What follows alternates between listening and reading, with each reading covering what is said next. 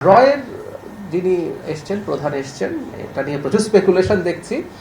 তিনি চায়না থেকে ঢাকায় এসছেন, সো এটা তার এক ধরনের সফর এবং আমাদের যে কাউন্টার পার্ট আছে তার সাথে বসবেন। এটা নিয়ে মনে হয় না সরকার যদি মনে করে সেই সফরের পর সেখানে কোনো একটা স্টেটমেন্ট সরকারের দিক থেকে হয়তো দেওয়া হবে, কিন্তু এটা নিয়ে স্পেকুলেশনের কিছু নেই। মানে অনেকে এমনভাবে করছেন যে গোপন, মানে সবাই সব জানেন, পত্রিকায় সব চলে আসলো, কিন্তু এরকম কথা লিখছেন, কোনো ব্যাপারই নেই। যেমন আমাদের যিনি গোয়েন্দা প্রধান আছেন তিনি তো ভারতে গিয়েছিলেন, তিনিও ভারতে গেছেন, তিনিও সফর করেছেন। একটা কথা আমি একটু ক্লিয়ার করতে চাই, জনাব ত্রিবেদী হাই কমিশনার কিন্তু তার বক্তব্যে এই কথাটা বলেছেন, যে কথাটা আমরা সব সময় বলি যে আমাদের তো প্রতিবেশী পাল্টানো আসলে যাবে না, বন্ধু পাল্টানো যায়। এটা পররাষ্ট্রনীতিতে বলা হয় বন্ধু পাল্টানো যায়, কিন্তু প্রতিবেশী পাল্টানো যায় না। সো আমাদের তো আসলে এনগেজ করতে হবে, আমাদের নতুন করে আমাদের সম্পর্ক আমি বারবার রিয়ালাইনমেন্টের কথা বলছি, কারণ আগে যেভাবে ভারত বাংলাদেশের সাথে সম্পর্ক তৈরি করতে চেয়েছে to some party or to some person, specifically একজন মানুষের প্রতিদিনই সম্পর্ক করতে চেয়েছেন, সেটা না হয় জনগণের সাথে হতে হবে। এবং ভারতের অন্তত বক্তব্যে আমরা এই আলাপটা এখন দেখছি, তারা জনগণের সাথে সম্পর্কের কথা বলছেন।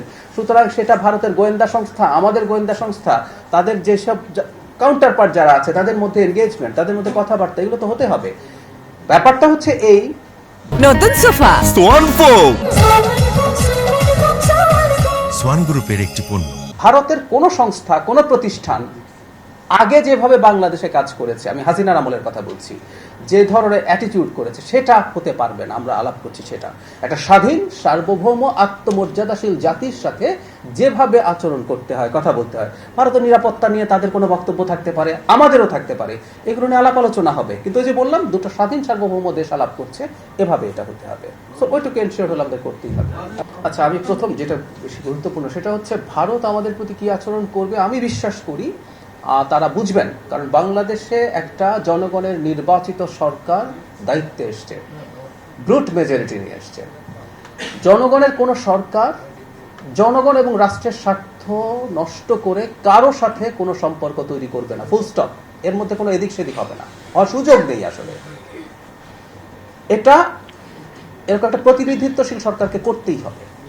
সুতরাং আমি মনে করি ভারত না, শুধু ইন জেনারেল এনি কান্ট্রি যার সাথে আমরা বিভিন্ন কারণে এনগেজমেন্টে যাব, আমাদের অর্থনৈতিক কারণ আছে, আমাদের সিকিউরিটির কারণ আছে, নানান কারণে যাব আমরা, তারা এই ব্যাপারটা আসলে মাথায় নেবেন। এই জন্য আমি আশা প্রকাশ করি ভারত এই বাস্তবতাটা বুঝবেন, কারণ অন্তত তাদের পরদিন যে স্টেটমেন্টটা তাদের পররাষ্ট্র মন্ত্রণালয় থেকে দেয়া হয়েছে, এটাও খানিকটা এন্ডোর্সমেন্ট তো আছেই, যে তার বক্তব্যের সাথে তারা একমত নন নির্বাচিত সরকারের প্রতি যা যা বলা হয়েছে।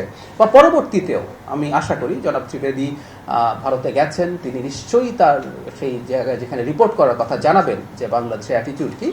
এবং এত বড় একটা দেশ, তাদের যথেষ্ট ক্যাপাবিলিটি আছে, তাদের যথেষ্ট গুরুত্বপূর্ণ ইন্টেলেকচুয়াল মানুষ আছেন, তাদের বিভিন্ন পর্যায়ে সেই মানুষজন আছেন, তারা নিশ্চয়ই বাস্তবতা বুঝবেন বলে আমি বিশ্বাস করি যে বাংলাদেশের সাথে সম্পর্ক এবং এনগেজমেন্ট নতুনভাবে ইন আ সেন্স এই গত 17 বছরে যেভাবে হয়েছে তার বাইরে থেকে করতে হবে, আমি আশাবাদী। আর বিমানের ব্যাপারে যেটা হয়েছে, বিমান আসলে একটা চুক্তি আছে যে কোম্পানিটার সাথে, এটা আপনি অফিস যেখানে থাকুক না কেন, ইনফ্যাক্ট এখানে কতগুলো লিগাল ইস্যুস আছে, তাদের কাছে সেই স্পেয়ারটা ছিল না, সেই কারণে এই কষ্টটা হয়েছে। আবারও বলছি, আমি আপনার সাথে একমত যে এটা প্রতিটা ঘটনা ঘটা মানে হচ্ছে এই যে ভবিষ্যতে যেন এই ধরনের পরিস্থিতি না হয়, সেই ব্যাপারে ব্যবস্থা নেওয়া হবে।